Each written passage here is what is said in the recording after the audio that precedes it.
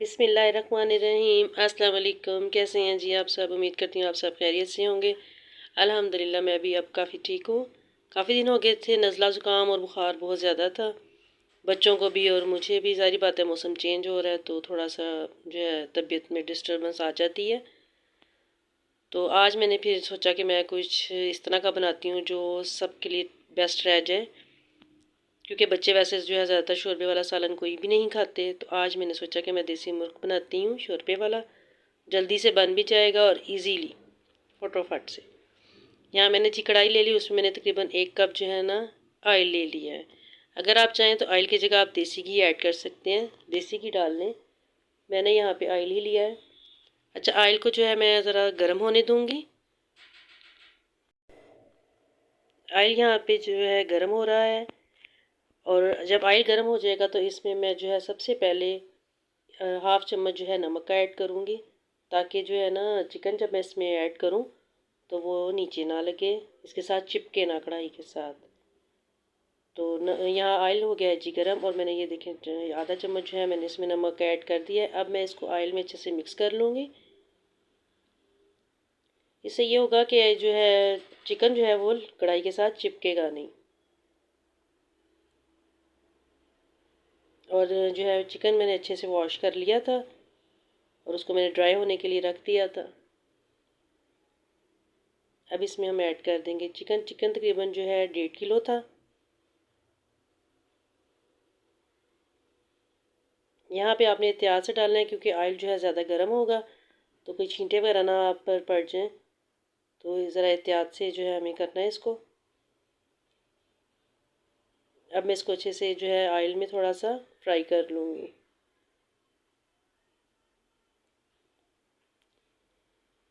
जितनी देर में मैं चिकन को फ्राई कर रही हूँ उतनी देर में आप जल्दी से जाके मेरे चैनल को सब्सक्राइब कर लें। वीडियो अगर अच्छी लग रही है तो इसको जो है शेयर कर दें, लाइक भी कर दें और एक अच्छा सा कमेंट भी कर दें।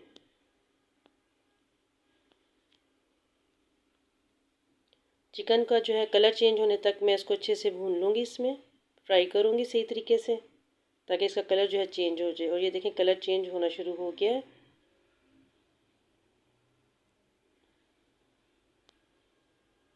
ये देखिए जी, यहाँ पे टोटल जो है इसका कलर चेंज हो चुका है।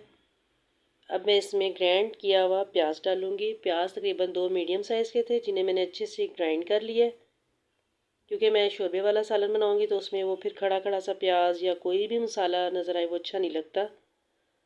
तो इसको मैंने जो है अच्छे से इसमें ग्राइंड किया है। थोड़ा सा मैंने पानी डाला था ग्राइंड करके, तो मैंने इसमें ऐड कर दिया है।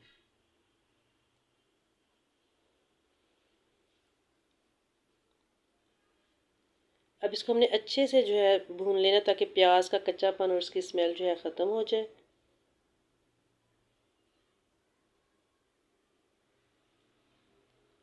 यहाँ पे जिसकी अच्छे से भुनाई हो चुकी है, अब मैं इसमें बाकी चीज़ें ऐड करूँगी।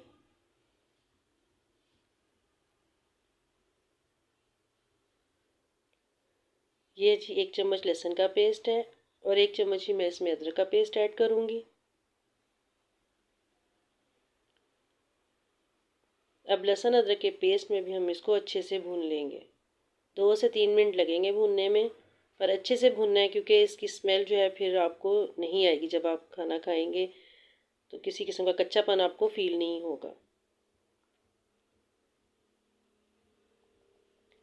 ये देखिए जी, टोटल इसकी जो है कलरफुल जो कलर जो है मुकम्मल तौर पे चेंज हो चुका है चिकन का, और अच्छे से ये भून चुका है। ऑयल हमारा जो है अलहदा हो गया।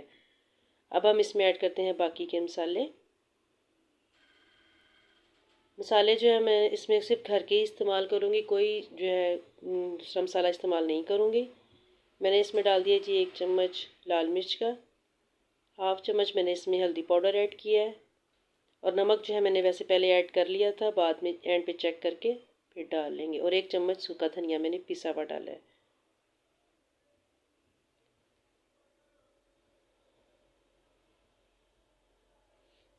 नमक मैंने यहाँ पे फ़िलहाल थोड़ा सा और ऐड कर लिया, क्योंकि कम ही लग रहा था मुझे। पहले भी मैंने हाफ़ चम्मच डाला था, तो फिर मैंने कहा चले मैं अभी डाल लेती हूँ थोड़ा सा, बाद में शोरबे में चेक करके हम फिर और डालना हो तो डाल लेंगे। मेरे घर में वैसे भी जो है नमक कम खाया जाता है, ज़्यादा नहीं हम लोग तेज़ खाते। इसकी हम जो है अब अच्छे से कर लेंगे भुनाई।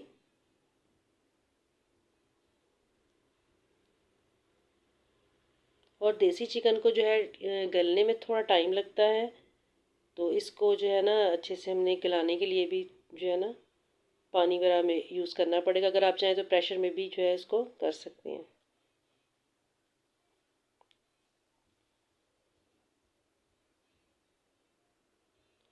यहाँ पे मैंने 2 टमाटरों का पेस्ट लिया था और उसको मैंने जो है अच्छे से जो है ना दो टमाटर मैंने लिया और उसका मैंने पेस्ट बनाया था और उसको मैंने इसमें ऐड कर दिया है। अब इसको हम टमाटरों के पेस्ट में भी अच्छे से इसको भून लेंगे चिकन को।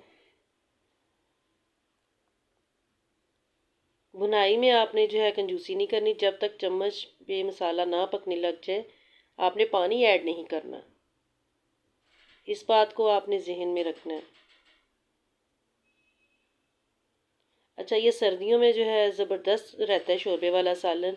आप चाहे मटन बनाएं या आप बीफ बनाएं या देसी चिकन बनाएं, तो ज़्यादातर शोरबे का इस्तेमाल किया करें, क्योंकि नज़ला ज़ुकाम सर्दी इससे जो है बचाव हो जाता है। और मैं जब भी शोरबे वाला सालन बनाती हूँ तो मैं बच्चों को जो है ना स्पेशली उनको जो है, अगर उन्हें बोटी वगैरह नहीं खानी तो मैं उन्हें कहती हूँ कि आप सूप ही सिर्फ इसका पी लो, शोरबा पी लो सिर्फ, तो वो पी लेते हैं, तो उससे ज़रा काफ़ी बेनिफिट हो जाता है सर्दियों में। यहाँ पे मैंने तकरीबन 3 से 4 गिलास पानी के ऐड किए हैं इसमें, और इसको जो है मैं अब अच्छे से कवर करूँगी, और कवर करने के बाद हम इसका वेट करेंगे ताकि ये अच्छे से गल जाए, क्योंकि गलने में मैंने आपसे बताया कि गलने में टाइम लगेगा इसको।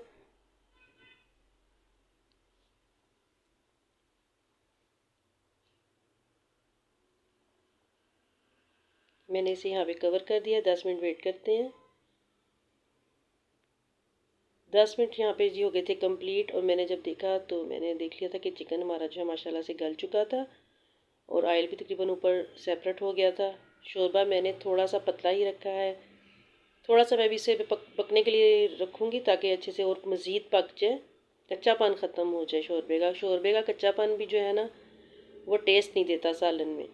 शोरबे का कच्चापन आपने लाजमी ख़त्म करना है। वो कैसे ख़त्म करना है कि आपने इसका कवर जब हटा लेना है तो उसको जो है ना तेज़ आंच पे 5 से 7 मिनट जो है पका लेना है। 5 से 7 मिनट पकने के बाद इसमें अब मैंने डाल दिया है half tea spoon black pepper, पिसी हुई काली मिर्च डाली है, और एक थोड़ा सा मैंने सब्ज़ धनिया इसमें ऐड कर दिया है। अब इसे 2 से 3 मिनट हिलाने के बाद मैं इसको छोड़ दूँगी ताकि इसका जो है ऑयल ऊपर मुकम्मल तौर पर सेपरेट हो जाए, और ये मज़ेदार सा शोरबा जो है तैयार हो गया। इसे आप रोटी के साथ खाएं, ज़्यादा बेहतर है, और शोरबा वैसे भी पी सकते हैं। और ये है जी इसकी फ़ाइनल लुक। अच्छा, ये खाने के बाद हमने खाना खाया। खाना खाने के बाद मैंने बेटे से कहा मेरा मूड हो रहा है कहीं बाहर चलें, चक्कर लगा कर आते हैं। किसी टाइम में होता है कि इंसान वैसे ही आवाज़ार हो रहा होता है, डिस्टर्बेंस ही होती है, दिल परेशान सा होता है, तो मैंने कहा चलें बाहर चलते हैं चक्कर लगाने। तो हम बाहर चक्कर लगाने के लिए गए बाइक पे।